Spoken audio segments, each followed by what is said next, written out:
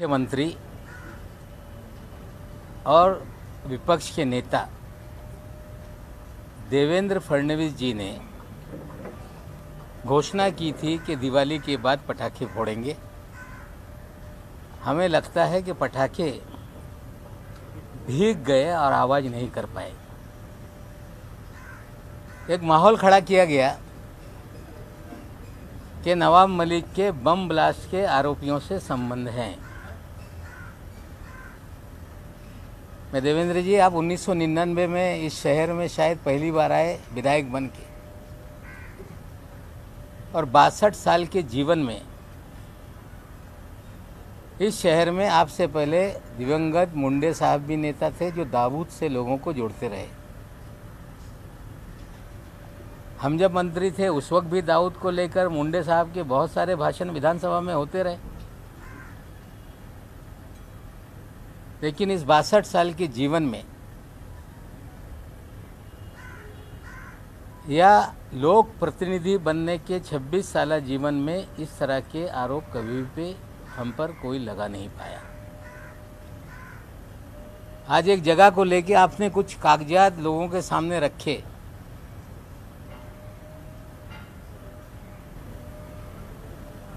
कि 1.5 लाख फुट जमीन ये कौड़ी मोल माफिया के जरिए हमने खरीदी।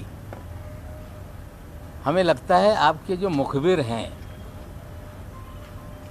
आपके जानकारी देने वाले, हमें लगता है वो कच्चे खिलाड़ी हैं। आप कहते तो मैं ही सारा कागजात आपको दे देता और भी कागजात आपको उपलब्ध करा देता,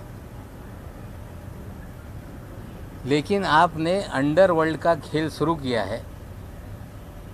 आज तो सारी चीज़ें मैं बोलूँगा नहीं, लेकिन कल सुबह 10 बजे देवेंद्र जी का अंडरवर्ल्ड का क्या खेल है इस महाराष्ट्र में, और देवेंद्र जी ने मुख्यमंत्री रहते हुए किस तरह से अंडरवर्ल्ड के जरिए पूरे शहर को हॉस्टेज बना रखा था, कल सुबह 10 बजे उसकी जानकारी देंगे। लेकिन आरोप लगाया गया कि हमने 1.5 लाख फुट जमीन खरीद ली कौड़ी मोल में। देवेंद्र जी ने कहा कि जाली किराएदार उसमें बनाए गए। आप सभी जाकर देख लें, वो 1.5 लाख फुट ज़मीन पर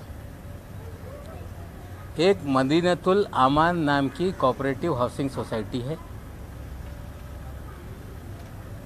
जो 1984 में वहाँ इमारत बनी, गोवा वाला कंपाउंड के नाम से जानी जाती है, जिसमें मुनीरा पटेल ने रस्सी वाला को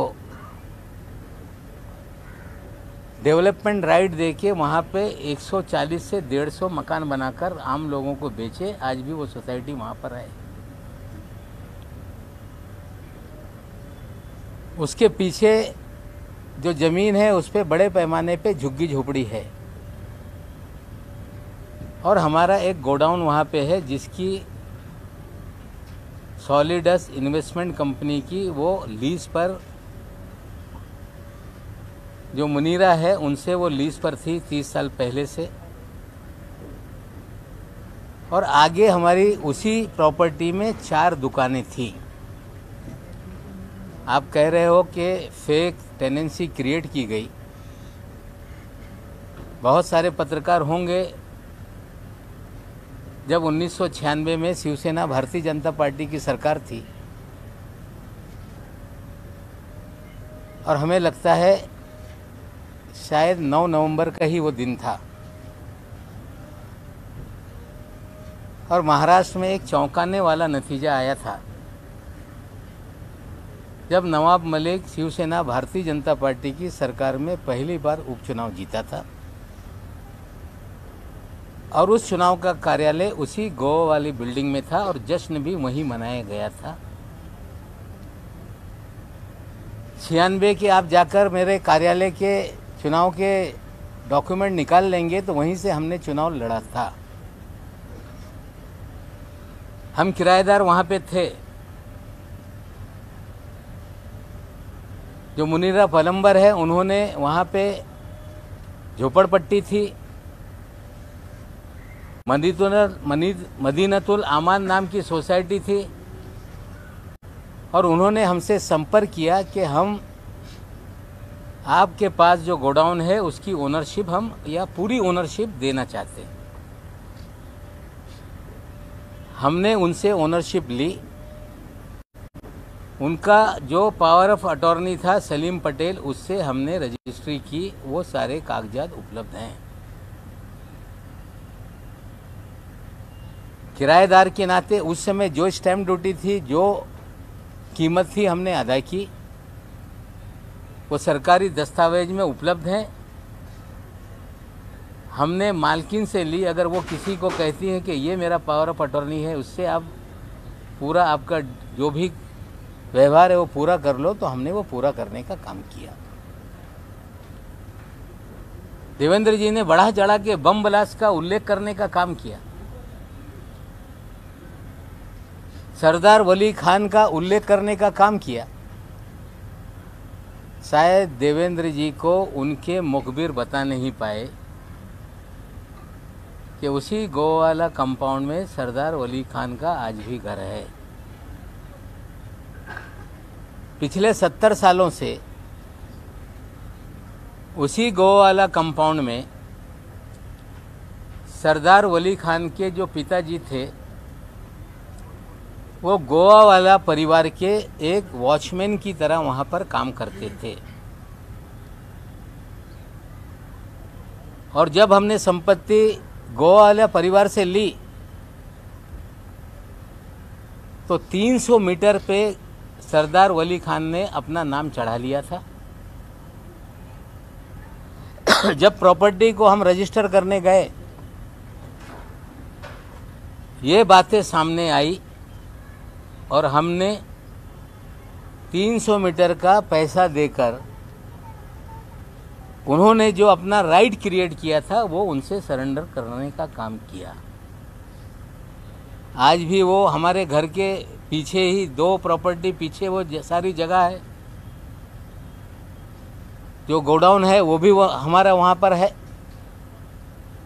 जो आगे इमारत है उसमें भी जो 4 दुकानें उस समय हमारी थी वो भी है, आज वहाँ पे किराए पे लगाई हुई है। जब प्रॉपर्टी ली तो आगे जो गोवा वाला बिल्डिंग है जिसमें 4 दुकानें, 8 दुकानें नीचे, 8 घर ऊपर, ये सारी संपत्ति उस समय हमारी हुई। उसमें बाद में एक बियर बार था। मुसलमान होने के नाते समाज का दबाव होने लगा कि आपके संपत्ति में बियर बार है।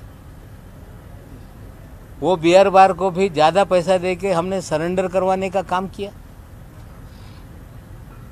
और किसी भी तरह से कोई अंडरवर्ल्ड के दबाव में या किसी बम ब्लास्ट के आरोपी से ये प्रॉपर्टी हमने खरीदी नहीं। ये पूरी तरह से हम किराएदार थे। जो जगह की मालकिन थी वो चाह रही थी कि आप ये मालकी हक ले लो, और हमने उनसे लिया। जो खान फैमिली थी, पठान फैमिली, जो वहाँ के वॉचमैन थे, उन्होंने अपना 7/12 पे नाम चढ़वा लिया था। उसे सरेंडर करने के लिए उन्हें पैसा देने का काम किया। और ये सच्चाई को देवेंद्र जी ने राई का पर्वत बनाने की कोशिश की। जो व्यक्ति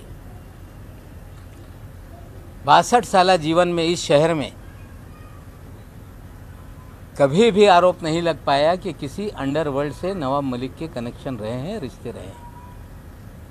आप कह रहे हैं कि आप जो भी एजेंसी है उसके सामने जाएंगे, जाइए, हम तैयार हैं। हमें लगता है कि झूठ का आडंबर खड़ा कर देने से किसी की प्रतिमा मलिन हो जाएगी। तो हमें लगता है देवेंद्र जी आपकी गलतफहमी है। जो कुछ है सारे दस्तावेज रजिस्ट्री ऑफिस में है। कंपनी का जो भी डिपार्टमेंट है वहाँ पे सारे कागजात हैं। जो पैसे का लेन देन हुआ उसकी स्टैम्प ड्यूटी हमने भरी है। ये कह देना कि 20 रुपया फुट में लिया, हमें लगता है झूठ बोलो तो जरा ढंग से बोलो। हमें लगता है झूठ बोलकर नवाब मलिक, जो पिछले 7 साल से आपसे लड़ रहा था, पहली बार आपने इस तरह का आरोप लगाया, सरासर बेबुनियाद है। ना नवाब मलिक के किसी अंडरवर्ल्ड के लोगों से रिश्ते रहे, ना नवाब मलिक ने कभी बम ब्लास्ट के लोगों से कोई संपत्ति खरीदी। हाँ, वॉचमैन ने अपना नाम उस पर चढ़ा लिया था, उस वॉचमैन से नाम निकालने के लिए उन्हें पैसे देने के काम किया, ये सच्चाई है। जहाँ तक सवाल है देवेंद्र जी, आपने अंडरवर्ल्ड का खेल शुरू किया है, तो आपको आज मैं कह रहा हूँ कि सुबह 10 बजे आप कह रहे थे कि बम फोड़ देंगे। ये बम नहीं है, आपने आडंबर खड़ा किया। लेकिन नवाब मलिक कल सुबह अंडरवर्ल्ड का हाइड्रोजन बम मुंबई में गिराएगा और देश को बताएगा कि देवेंद्र फडणवीस किस तरह से अंडरवर्ल्ड के जरिए पूरे शहर को हॉस्टेज बनाए हुए थे, किस तरह से एक अंडरवर्ल्ड का सरगना जो विदेश में बैठकर इस शहर से उगाही करता था, वो सरगना किसके लिए काम करता था, वो अधिकारी किसका खास था। और मैं आपको बोलना चाहता हूं कि आज जो मैंने कहा है वो सारी बातें सामने हैं, लेकिन कल सुबह 10 बजे तक का इंतज़ार कीजिए। बम तो फूटा नहीं, लेकिन हाइड्रोजन बम कल सुबह 10 बजे गिरे। त्या ना हो दाखवा, मी कुठल्याही गैरप्रकारे कुणाचा वर दबाव निर्माण करून कुठलीही संपत्ती घेतलेली नाही, कुठल्याही अंडरवर्ल्डच्या माणसाकडून कुठल्याही संपत्ती कवडी मोल घेतलेली नाही। भाडे करू असताना मालकी हक साठी जे पैसे त्या मालकींनी मागितले ते पैसे आम्ही दिले। वॉचमॅननी स्वतःचा नाव चढून घेतला होता, त्या वॉचमॅनला नाव काढण्यासाठी आम्ही पैसे दिलेले आहे। याच्यात माझ्या कुठल्याही अंडरवर्ल्डशी कुठलाही संबंध राहिलेला नाही। मी कवडी मोल जमीन कुठेही घेतलेली नाही। या उलट या मुंबई शहरामध्ये देवेंद्रजीचे जवळची लोक प्लॉट हडप करण्याचे धंदे कुठल्या अधिकाऱ्याच्या माध्यमातून करत होते आणि कुठला आंतरराष्ट्रीय डॉन जो विदेशातून भारतात आला होता तो कुणासाठी काम करत होता, याची माहिती उद्या सकाळी 10 वाजता देऊ। सरदार शाह अली खान आणि दुसरा सलीम पटेल ही दोन जणी नावं घेतली। सरदार शाह अली खान आणि सलीम पटेल यांचे संबंध तुमच्याशी जोडलेले आहेत, त्या संदर्भात तुमचं काय? नहीं, सरदार खान जो है सरदार वली खान याचे वडील जी प्रॉपर्टी गोवावाल्याची आहे त्याचे वॉचमॅन होते, भाडं वसूल करण्याचं ते काम करत होते। त्यांच्या मुळे ते जे मालिक आहे ते तरस झाले होते। त्या सरदारनी 7 बारेवर स्वतःचं नाव चढून घेतला होता 300 मीटरवर। जेव्हा मालकींनी आम्हाला विकलं तेव्हा त्याचं नाव रिफ्लेक्ट झाल्यामुळे त्यांना आम्ही पैसे दिलेले, हे सत्य परिस्थिती आहे। आणि सलीम पटेल ह्या गोवावाल्याचे पॉवर ऑफ अटॉर्नी होते आणि ज्या मालकनी पॉवर ऑफ अटॉर्नी यांच्याकडून व्यवहार करून घ्या त्यांनी सांगितल्यामुळे हे सगळे व्यवहार म्हणजे भाडे करू असताना मालकी हक घेण्याचं काम आम्ही केलेलं आहे। सर, एक सवाल ये है, 2005 में ऐसा आरोप ये है कि 2005 में जो 20 लाख रुपए का फ्लैट आता तो 30 लाख रुपए में इतनी सारी जमीन कैसे आपने ली? ये वहाँ झोपड़पट्टी है, आप जाके देख लें। वहाँ पे 140 फ्लैट बने हुए हैं, आप जाके देख लें। वो मदीनतुल आमान जो सोसाइटी है वो डीम कन्वेंस का मुकदमा डीडीआर के कार्यालय में चला। उन्हें हम कार आउट करके हमारी जो गोडाउन है उसका रास्ता छोड़ के उन्हें हम मालकी हक पे देने के लिए तैयार थे। मदीनतुल आमान के जो सोसाइटी के लोग हैं, वो जो गोडाउन हमारा है, हमारी मालकी का है, हमारा किराए का पहले था, या जो आगे हमारी दुकानें हैं वो सब हमारी संपत्ति है, इस तरह का उन्होंने विवाद किया। उसका भी ऑर्डर डीडीआर के कार्यालय से 2019 में ही हो गया है। ये ज़मीन 3 लाख फुट नहीं, इस ज़मीन पे ऑलरेडी 140 मकान बने हुए हैं। इस ज़मीन के अधिकांश हिस्से पे झुग्गी झोपड़ी में लोग रहते हैं, उसमें जो गोडाउन का पोर्शन है या आगे की एक छोटी सी 8 दुकान 8 मकान की इमारत है, उतनी ही अभी चीज़ें हैं। उसमें भी 6 दुकानें हमारे पास हैं, जो पहले से 4 दुकानें थी। बाद में एक शराब खाना हमने खाली करा के लिया। उसके बाद 2 किराएदार जो पहले मंजिले में रहते थे, उन्होंने भी टेनेंसी सरेंडर की, वो भी हम लोगों ने ली है। और पूरे ट्रांसपेरेंट तरीके से जो भी चीज़ें हमने की। लेकिन देवेंद्र जी, कोई भी नेता आप सीधे बम ब्लास्ट, दाऊद इस तरह से नाम जोड़ के आप मेरी प्रतिमा मलिन करने का काम कर रहे हैं। आपने कल भी पहले प्रेस कॉन्फ्रेंस में आपने कहा था कि नवाब मलिक के दामाद के घर से गांजा बरामद हुआ। मेरी बिटिया आपको कल नोटिस भेज रही है। आरोप लगा के आप माफ़ी नहीं मांगते। उम्मीद करते हैं इस लड़ाई में आप माफ़ी नहीं मांगेंगे, लड़ाई जारी रखेंगे। नाही NIA-कडे द्या किंवा CBI-कडे द्या, जे काही चौकशी आहे कुठल्याही चौकशीला मी तयार आहे। जे आज मी बोलतो ते सगळं जे घटनाक्रम आहे ते तसंच झालेलं आहे। NIA करतील, CBI करतील। त्यांना वाटत असेल की नवाब मलिक हे घाबरणार, पण नवाब मलिक घाबरणार नाही।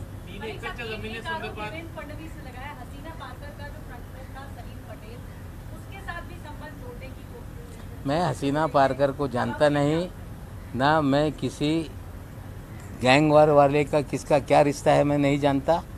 Salim Patel as a power of attorney जो गोवा वाले परिवार के थे, उन्होंने गोवा वाले परिवार के लोगों ने हमें उनके ज़रिए ही आप ये रजिस्ट्री करके लो। मालकी हक किराएदार हम पहले से थे और मालकाना हक हमने लिया है।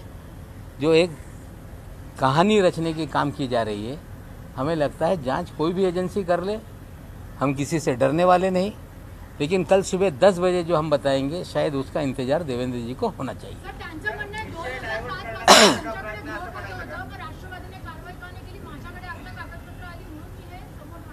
नाही, असं आहे, काही त्याच्यात चूक केली नाही।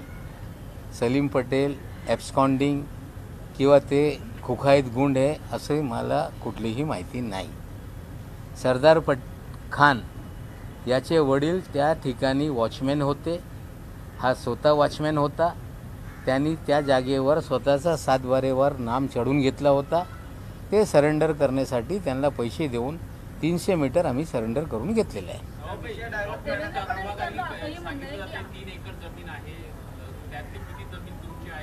हे बघा, असं 3 एकर असं बोलून चालत नाही। त्याच्यावर मदीनतुल आमान नावाची एक सोसायटी आहे, त्या 84 मध्ये 140 पेक्षा जास्त फ्लॅट तिथे आहे।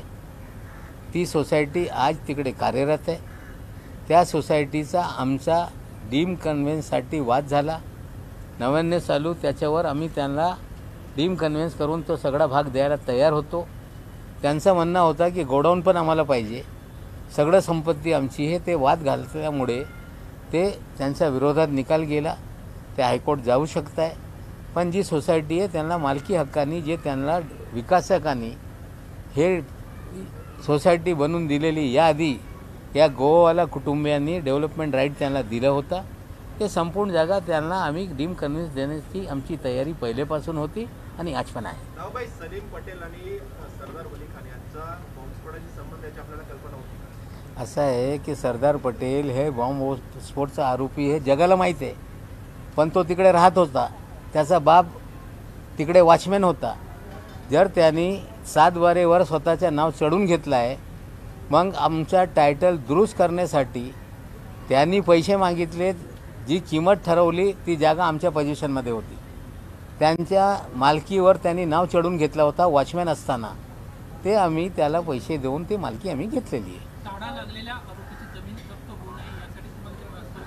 असा कुठलाही कायदा नाही। जर तसा कायदा असेल तर त्यांनी कारवाई करावी। फडणवीस यांनी म्हणलेलं आहे की आज जी प्रॉपर्टी त्यांनी नाव घेतलेलं आहे त्याच्या संदर्भात अंडरवर्ल्डशी कनेक्शन आहे, पण तुमच्या इतर काही प्रॉपर्टी आहेत 4 त्याच्या असं बघा, असं आहे, आणखीन एक विषय ते वारंवार ते बोलत राहत आहे। माझ्या मुलांनी बँड्रा इथे नवेद मोहम्मद अली आणि त्याची बहीण त्याच्याकडून घर घेतला 4.5 कोटी रुपयाचा. त्या काळामध्ये ही बातमी छापून आली की मोहम्मद अली खान याच्याकडून नवाब मलिकच्या मुलांनी घर खरेदी केलेलं आहे. ते घर सगळे कायदेशीर कारवाई करून ते घर आम्ही खरेदी केला, पैसे दिले, स्टॅम्प ड्युटी भरला. आणि ते काही लोक सांगत होते तो आतंकवादी आहे. आता त्याच्या नवेद नावाचा पोरगा जो काँग्रेसच्या युवकांचा अध्यक्ष होता, त्याची बहीण ही एक बँकमध्ये काम करत होती. त्या लोकांनी घर विकलं आणि ते घर आम्ही जेव्हा खरेदी केलेलं आहे तेव्हाच ही बातमी काही लोकांनी छापली होती. आज मी बोलू इच्छितो, मोहम्मद अली खान यांचं निधन झालेलं आहे. मोहम्मद अली यांच्यावर एक मर्डरचा आरोप होता. नंतरच्या काळामध्ये त्या मर्डरमधून त्याला ॲक्विटल झाला आणि त्याच्याकडून मी काही संपत्ती खरेदी केली नाही. त्यांची मुलगी जे बँकेत काम करत होती, नवेद नावाचा त्यांचा मुलगा, त्यांनी त्या काळामध्ये जवळपास 10-12 वर्षापूर्वी जी किंमत होती ते देऊन खरेदी केली. त्या कुठल्याही त्याच्यावर अटॅचमेंट किंवा कुठल्याही त्याच्यावर असं काही नसताना नुसता अंडरवर्ल्डशी माझा संबंध जोडणं मला वाटते. आता असंच जोडायचं असेल ते दाऊद कासकरचं घर कोकणातला हे सनातननी घेतलेलं आहे. मग सनातनचा दाऊदचा संबंध हे सांगावा काय? आता हे सगळे आरोप होत राहतील. जे काय इन्क्वायरी करायचं आहे त्यांनी करावा, पण नवाब मलिक थांबणार नाही. उद्या सकाळी हायड्रोजन बॉम्ब. थँक्यू.